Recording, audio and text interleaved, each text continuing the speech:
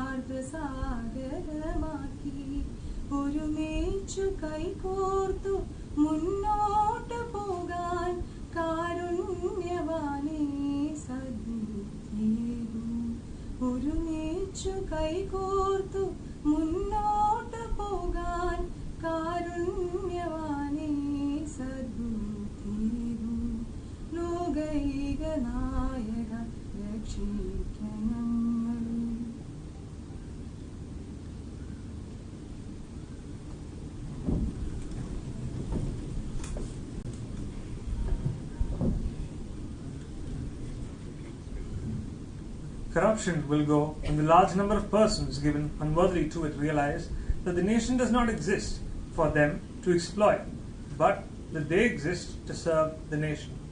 This requires morals and extreme vigilance on part of those who are free of the taint.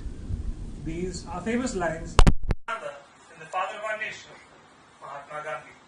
Very good afternoon to all the officers gathered here and to everyone who has logged in by online media. Vigilance means to be alert to what happens inside, and the purpose of the Vigilance Awareness Week is to generate awareness in the general public about the ill effects of corruption. Dear friends, observing Vigilance Awareness Week is meant to reiterate our commitment to achieving the goal of accountability and transparency in public life. The Vigilance Awareness Week also coincides with the birth anniversary of Sardar Vallabhbhai Patel, the Iron Man of India, a man of utmost honesty and integrity. He played such an important role in promoting honesty that the Central Vigilance Commission, the CVC, has decided to celebrate the Vigilance Awareness Week on the last week of October every year. The CVC has decided that this year, the Vigilance Awareness Week will be observed from 31st October to 6 November 2022 with the theme Corruption-Free India for a Developed Nation. The Vigilance Awareness Week commenced with the taking of the Integrity Pledge on 31st October 2022, followed by various programs, competitions, and culminating in today's valedictory function. Now, it is my privilege to introduce to you the distinguished dignitaries on the dais. Our Commissioner, Shri Manish Kumar, is an IRS officer of the 2000 batch of the Indian Revenue Service and has been an effective leader and motivator since he joined this commissionerate. We also have with us commissioners from Customs, DGGI, and Custom House with us.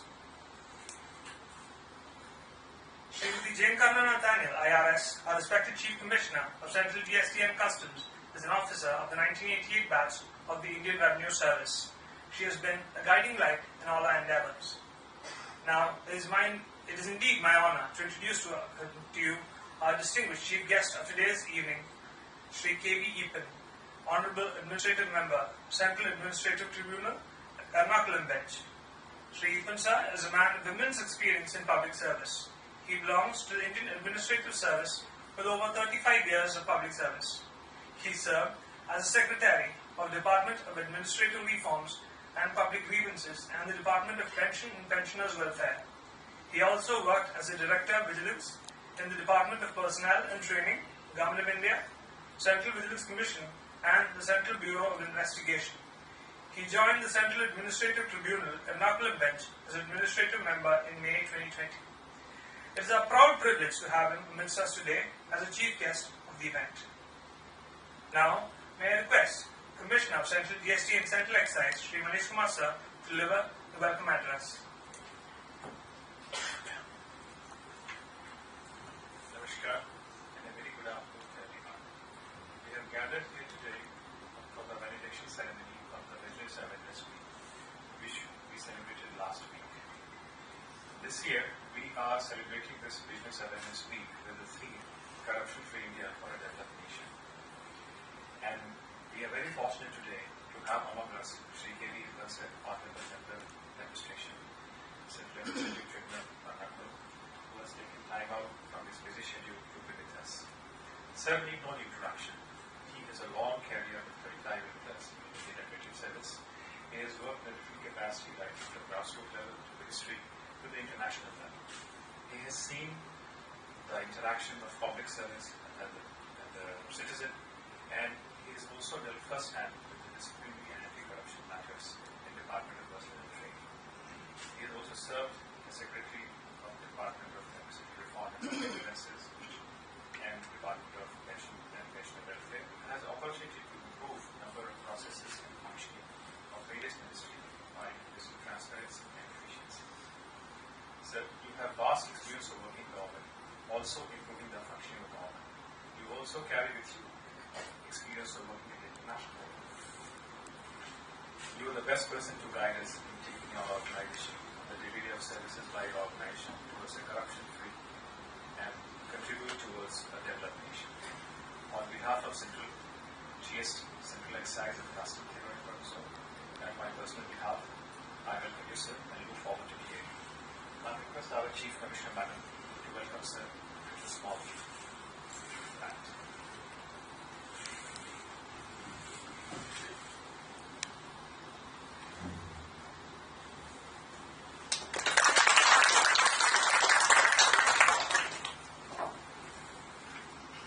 I would also like to welcome our Chief Commissioner, Srimati Jane Karman Nathaniel, Madam.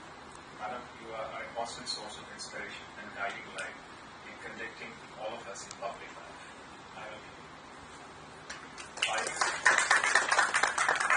I also express my warm welcome to Commissioner of Customs Shri P. Jayati, Commissioner of Customs Deputy Shri Rajendra Kumar, Commissioner of ADG DGA GI Shri Karan Pai, Commissioner of Policy Shri Rajiv Kumar, Additional Director National Shri Jayapashan. And I welcome each one of you who are present here in this hall to attend this event. And I also welcome my dear colleague who has joined us through digital media from all across the country. Thank you.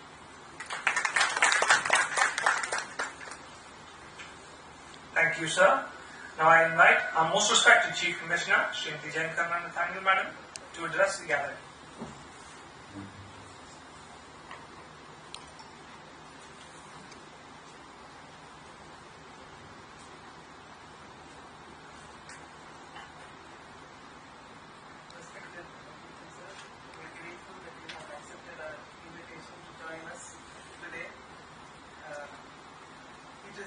Indeed a privilege because you not only have so much of administrative experience, but you have experience in the very area that we are focusing on today, vigilance, anti-corruption. So you are just the right person to address us today, and we are so grateful that you are with us. And I wanted to say much because we need to hear from you. But honestly, I never thought about why we call our vigilance section till today. Because we are only doing so-called anti-corruption work or disciplinary work. Why should it be called vigilance section? So I just pondered for a while. Today, I want almost at the end of my career, as to why should it be called vigilance. And the word vigil means sustained attention. So, what we should be doing is sustained attention to areas which would lead to malpractice or corruption. So, that is what in the vigilance terminology is called preventive vigilance. So, but unfortunately, we are focusing more on punitive vigilance. Most of the cases are not emanating out of our vigil. Somebody else points it out to us, or maybe even, sometimes DRI books a case, or some other. and of course CBI, but even internally means it could probably be DRI or DGJ, or very rarely we on our own look at these aspects. Is what we think that we are, I mean our vigilance section is only doing that, but the good thing is that whatever we have done in simplification, in our digitization is all leading to this very same purpose, to prevent malpractice. So though as a commissionerate probably we have not directly thought of doing things to correct the system, but at the higher level we have been guided, and so a lot of systemic corrections have taken place that way. So sir, I'd just like to tell you what we have done as an organization to improve the systems and to reduce the malpractice, improve the transparency. So I mean I can't help talking about when I started off in the department 33 years plus ago, and I was posted in Custom House Chennai, and I got down from beach station, crowded as it is. Then I walked into Custom House and it was as crowded as beach station, because the whole floor is full of clearing agents, all jostling with each other, running with papers up and down, and that was the scene in Custom House 33 plus years ago. Now it's a sea change. I mean, at least it's a relatively sea change, not complete sea change. You can't say it's totally, there's no human interaction and human interface. But with the EDI, the electronic data interchange, by which we are assessing all our bills, the interface between this clearing agent boys is very much reduced. And what has happened is that we have now come to a stage of baseless assessment, where the assessee or the importer does not know where his bill is being assessed. So there is, he needs to, I mean earlier because he knew where his bill was stuck, he could move around, trouble people, say if required of type and all that. Now he doesn't know where his bill is being assessed, and if his bill is stuck anywhere, we have something called an anonymous escalated mechanism. So it comes to the attention of the additional commissioner that is in charge of that code, and that way the problems are sorted out. So, I mean at the higher level, we have been all the time thinking of ways to reduce the human interface.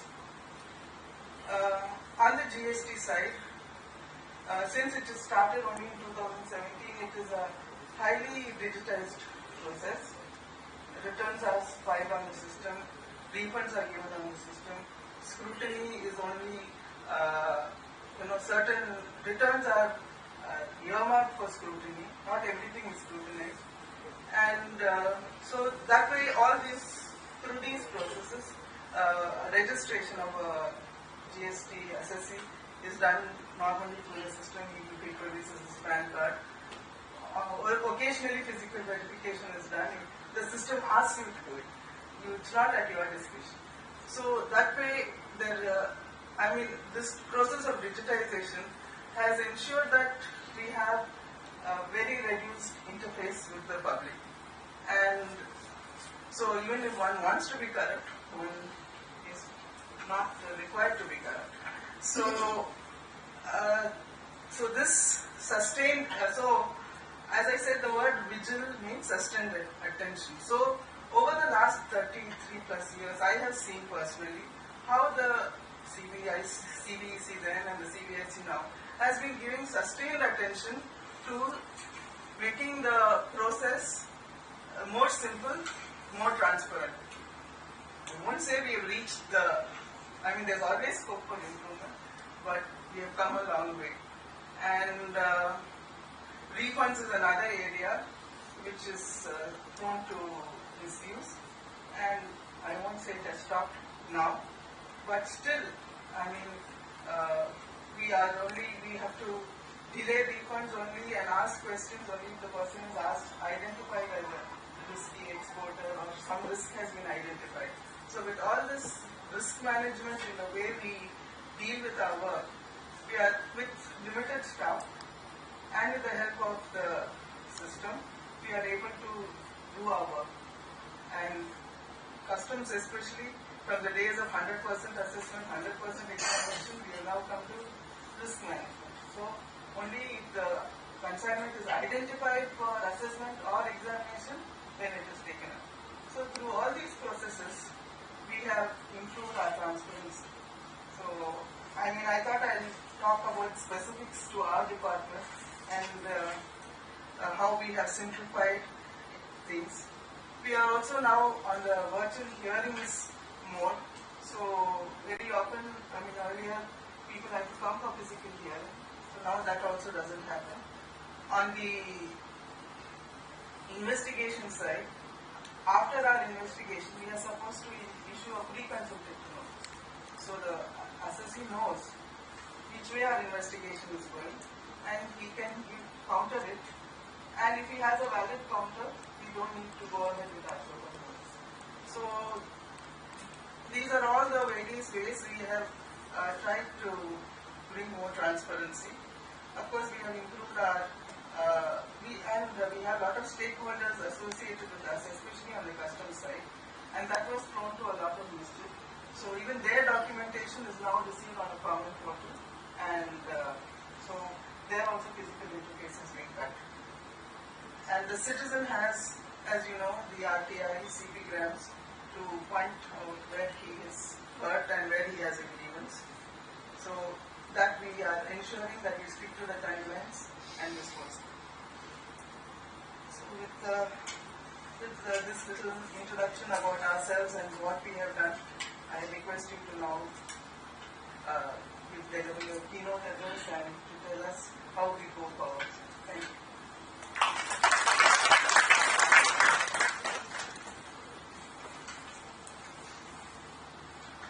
Now, may I invite the most distinguished chief guest for the evening, Sri K.V. Pinsa, Honorable Administrative Member, Central Administrative Tribunal, to deliver the keynote address.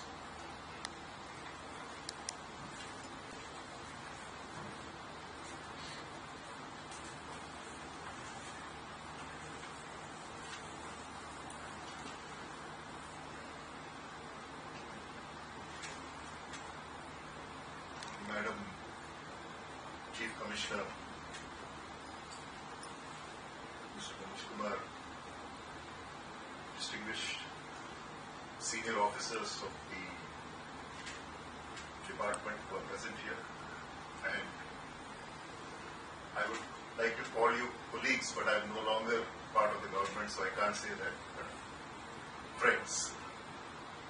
First of all, let me say that I am very honored to be here at the valedictory function of the Vigilance Awareness Week. Now, the theme of the week this year, I understand, is Corruption-Free India for a Developed Nation. This is a very important theme, and I'll spend some time talking about this a little later.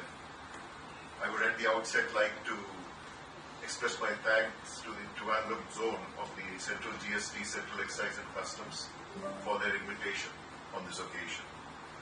Let me also make it clear at the outset that the views or the remarks that I make here are being made only in my personal capacity, because now that I am a judge, I cannot be very kind of open and I have to be a little careful. But that will not stop me from making comments, but these are being made only in my capacity on a personal basis. First of all, let me say that perhaps we are the only country in the world where it is found necessary to have a Vigilance Awareness Week. It is something kind of unique, and it is something unique for government organizations. In most democratic countries, and particularly those who are in the developed world, there doesn't seem to be a need for a special week on vigilance awareness to be held. This could be because there are inbuilt mechanisms within their system, and also their general functioning leads to no confusion among them and among their employees about what is the right thing to be done in all circumstances without making any special efforts for vigilance awareness. See, at the root of vigilance, we should say that what lies is the basic issue of integrity. Now, integrity has to be an essential ingredient if we are to progress to being a developed country and to have a corruption-free India as for a developed nation, as was the theme of this week. The ill effects of corruption are well known, but they are forgotten. To this audience, I think there is no need for me to explain this because you are primarily engaged in the collection of revenue for the government. And the ill effects of corruption will be very much well known to everybody here. I've often been struck by Kautilya's imagery in the Arthashastra, which I'm sure that many of you have come across. Kautilya had compared officials to a fish moving in water and the impossibility of detecting exactly when the fish is drinking the water. This could be interpreted as a very subtle message on the possibility and opportunities for corruption, and I am sure that many of us have come across this, including me, in our service. All I wish to emphasize is that the idea of vigilance awareness and anti-corruption has to be intrinsic to our day-to-day functioning for all officials and especially for all of you who are engaged in collecting revenue. We should also agree, without beating around the bush, that the situation regarding corruption and integrity in our country, to put it very mildly, is quite appalling. We are constantly found to be ranking very high in the Corruption Perception Index, published by the Transparency International. The data published by institutions like the Central Vigilance Commission, with whom I was associated earlier, shows that we are very poor in the implementation of anti-corruption measures. This is also evident from the low rate of conviction in Prevention of Corruption Act cases, especially in major cases, as well as in the record of disciplinary proceedings, which end by way of awarding major penalties.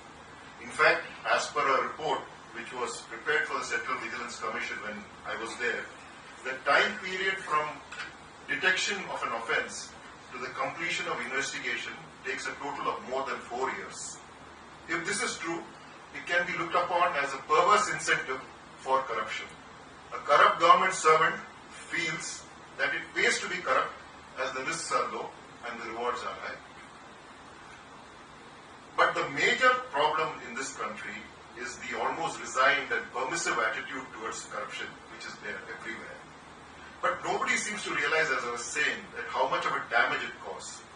The impact of corruption is felt across the board, whether we look at the high costs of essential items, the pace of investment flowing into the country, the increase in transaction costs, the lowering of efficiency, or even the smooth development of competitive markets. All these create obstacles in our path to becoming a developed nation. More than anything else, corruption creates deep wounds in our own psyche. It breeds immorality and criminality, and it legitimizes in the mind a kind of impulsive behavior that everything is up for grabs. This not only affects our official conduct, but it also affects our moral conduct at an individual level, thus affecting our society, not only externally, but also every individual internally. The basic respect that we should have for laws and institutions and the concern that any good citizen should have for another citizen is not developed. With corruption comes often what is called the might is right culture, where the poor, the weak and the dispossessed are repeatedly placed at the mercy of the powers that be, which includes the bureaucracy, the police or any other law enforcing agency. It also affects our young entrepreneurs and startups, which every country requires and gives them a wrong message. Our brilliant young scientists or our IIT or IISc trained engineers should be motivated very hard to be getting rewards in their respective fields, thus contributing to the growth of the nation. But instead, very often some of them prefer to join even at the lowest level of government. Thus, first of all, our overall outlook towards corruption needs to be identified and recognized. How can we expect our children to grow with the right values when they are seeing the differences in what is being preached and what is being done? Our ethics and values are where the problem starts. Ethics and values cannot be taught in training centers, but by imparting general awareness on rules and procedures, but have to be formed within each family, in our schools, and it also should be seen as a reward for good behavior. It is only then, when we are clear about what is right or wrong, can we progress from our present status to what is called a true democracy. Now, from this larger issue, I would like to talk a little bit about something which is often ignored and taken for granted, and that is our Constitution. See, our Constitution is very unique in the sense that very few constitutions have provisions for the way in which the civil services have to be organized and treated. The Part 14 of the Constitution of India deals with organized services of the unions and states, and Article 309 emphasizes the conditions of service of people appointed to public service and posts in connection with the affairs of the union or any state respectively. Further, we have what is called the doctrine of pleasure in Article 310, where everybody who is part of the union, and all of you are part of the union service, holds such office at the pleasure of the president. Similarly, people who are part of the civil service of the state or hold civil posts under the state hold office at the pleasure of the governor of the state. However, and that is the most important thing, this pleasure is not absolute. There are restrictions on the president, on the governor, for dismissal, removal and reduction of rank. Thus, our forefathers, when they were forming the Constitution, had foreseen that there could be a basis for misuse if absolute power is given to the president or to the governor. Certain restrictions were built in for protection of government servants, as like no removal or dismissal of a government servant can be done by a subordinate to the authority to which he had been appointed. Further, no action for dismissing or removing or reduction can happen without a due inquiry, in which the government servant has to be informed of the charge against him, and he would also be given a reasonable opportunity to contest these charges. These reasonable restrictions on the power of the president or the governor to see that the government servant is fully protected in his or her function. So why am I emphasizing this? These protections are the best features, or rather one of the best features of our Constitution. They have given the government servant ample freedom to be free, fair and independent in their functioning in order that they are protected while performing their duties. Coupled with these protections, our courts and tribunals have also protected government servants against arbitrariness or denial of natural justice. In fact, these constitutional provisions, along with the intervention of courts and tribunals, should have resulted in a very independent and rule-bound and rule-based civil service, where people are not afraid to do what is right or proper in all circumstances. However, in practice, this is not happening. I think that the main reasons are what I alluded to in the earlier part of my speech, that is the importance of values and ethics as basic requirement for a proper functioning of a true democracy. I called upon everybody today, and I call upon the general society to introduce a fundamental change in attitude and outlook into the issues of vigilance, which are rooted in our values and ethics.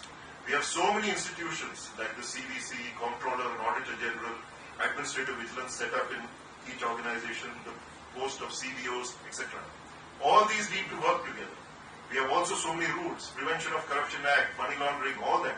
But all these have had very little impact on the overall situation. From this doom and gloom, I still see some silver lining. And that is something Madam Chief Commissioner had alluded to. Wherever we have imposed seriously digital governance, particularly where citizens have to come into contact with the government solely through digital or online means, the results are indeed impressive. I do not have to impress upon all of you here what the Income Tax Department, your sister department, has achieved in respect of decreasing the opportunities of misuse with the introduction of online system of filing. I am pleased to note that recently they have also said that they will reform this matter further by creating a standard form for filing of returns.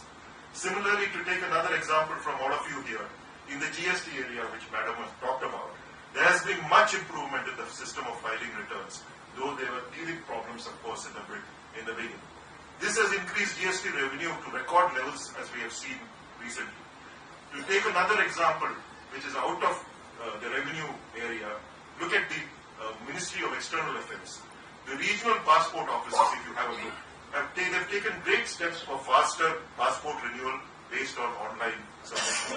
This again is an area where digital governance has been properly implemented, making it smooth and largely hassle-free. From my earlier experience as Secretary of Administrative Reforms in the Government of India, I will hold that digital governance is the key, along with the use of artificial intelligence to implement corruption-free governance and smooth delivery of services. In other words, where the interaction between the citizen and the state is not done on a one-to-one basis, but anonymously or online, there is always an improved effect of functioning. And this can be a major input to the solution to the problems that I pointed out repeatedly in this effort. So these are some of the thoughts that I thought I would share on this occasion. I would like to end by reiterating that administrative vigilance is not only by having an awareness week with functions or essay contests, but should be an integral part of all aspects of our function. Of course, such contests and functions also spread awareness. What we need to remember, as I just spoke, was that our Constitution, rules and laws have given government servants adequate protection in functioning. You have the right as well as the opportunity to function without fear or favor, and it is up to you to do so. I would also draw attention to an area of neglect, that is the proper conduct of disciplinary proceedings. One of the difficulties in the conduct of proceedings, which corrupt officials often exploit, and indulgence is given by tribunals or courts, is that the procedures followed are found to be faulty.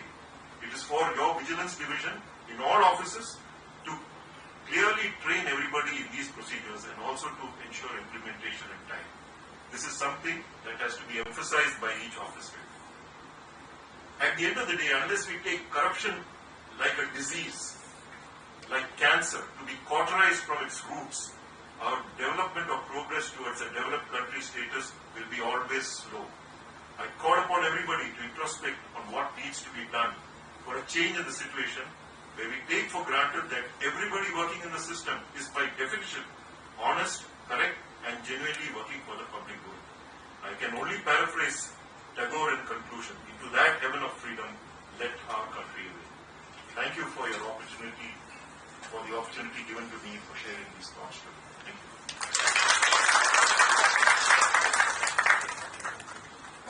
Thank you, sir, for that very inspiring speech. Now, I request our Chief Commissioner, Srimati J.M.K. Nathanani Madam, to present, sir, the small token of our gratitude.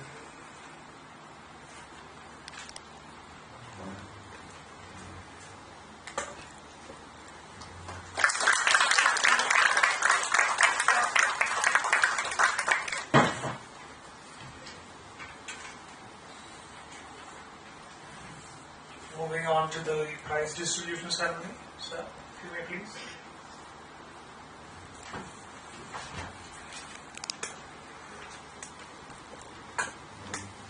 Yes. Up first, we have the essay writing competition.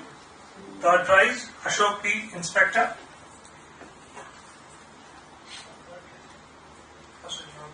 First prize, Bhaskarnath Inspector.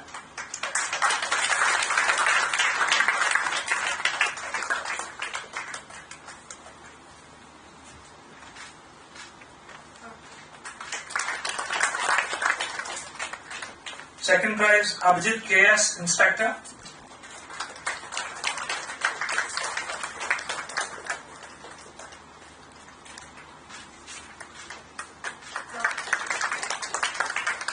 Third prize, Ashok P. Inspector.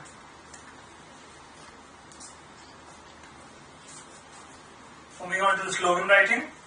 First place, Ravindra Pratap Singh, Tax Assistant.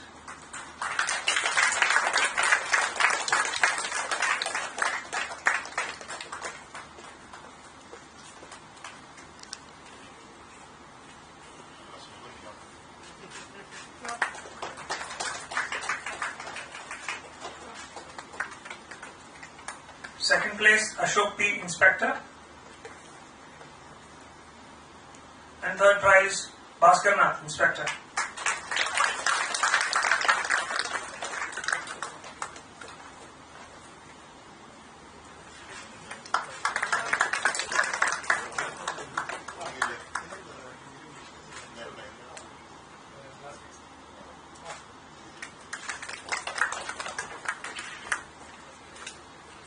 Moving on to the quiz event. First prize goes to the team of Chetan Sharma, Inspector, and Ashok P, Inspector.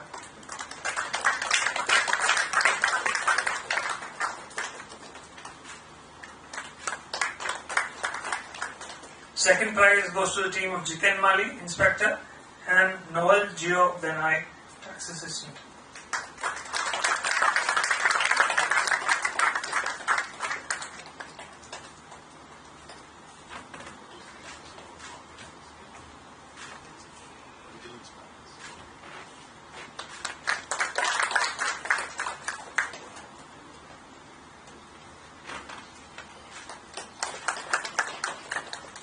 Third prize goes to the team of Jitin Jos, Inspector, and Jazil MC, Inspector.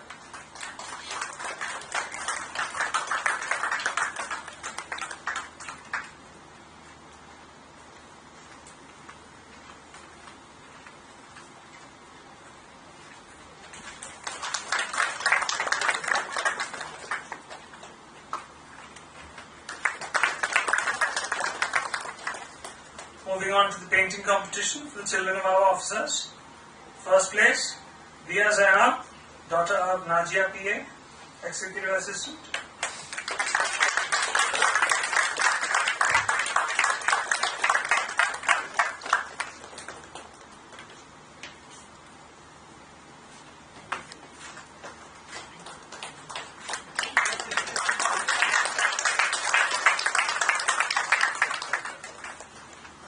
Second place, Hiba Fatima, daughter of Shanima Ayar, Inspector.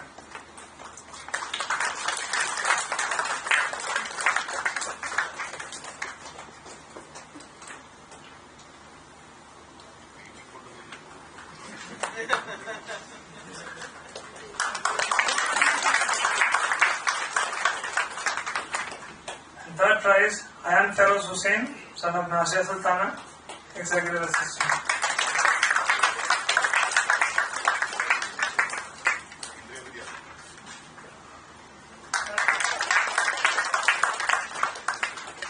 We have a consolation prize to Arjun Ajesh, son of Shiji KT, Administrative Officer.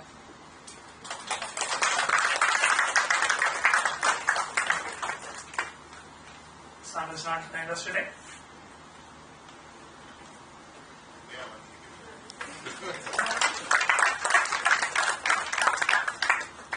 A special prize in the junior category, Archana Anand, daughter of Anand Babu, Executive Assistant.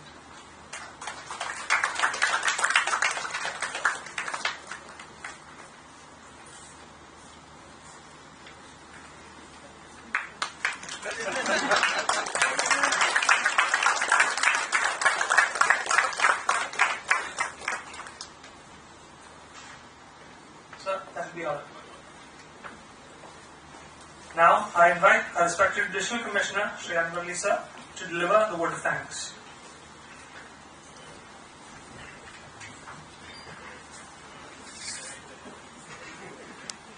Good evening.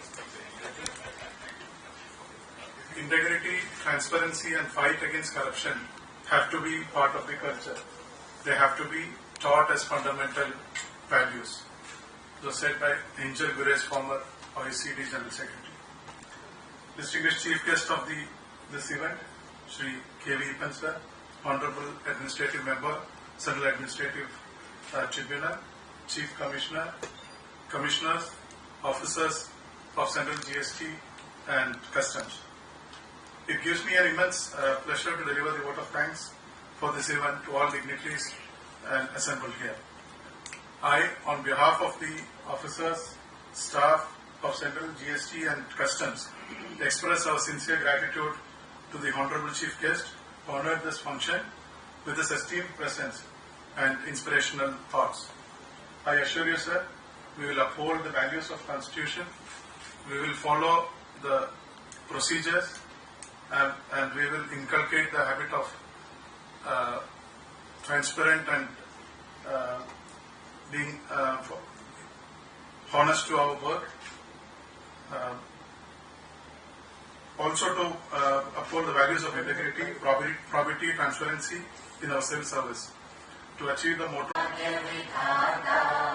Punjab Sindh Gujarat Maratha Dravid Utkal बंगा विंध्य हिमाचल यमुना गंगा उज्जल जलधि तरंगा तव शुभ नामे जागे तव शुभ आशीष मांगे गाहे तव जय गाथा जन गण मंगल दायक जय हे भारत भाग्य विधाता जय हे जय हे जय हे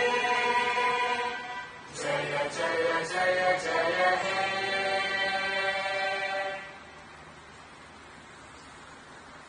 That brings us to the end of the program. All are requested to make themselves comfortable. The high tier is outside. Thank you.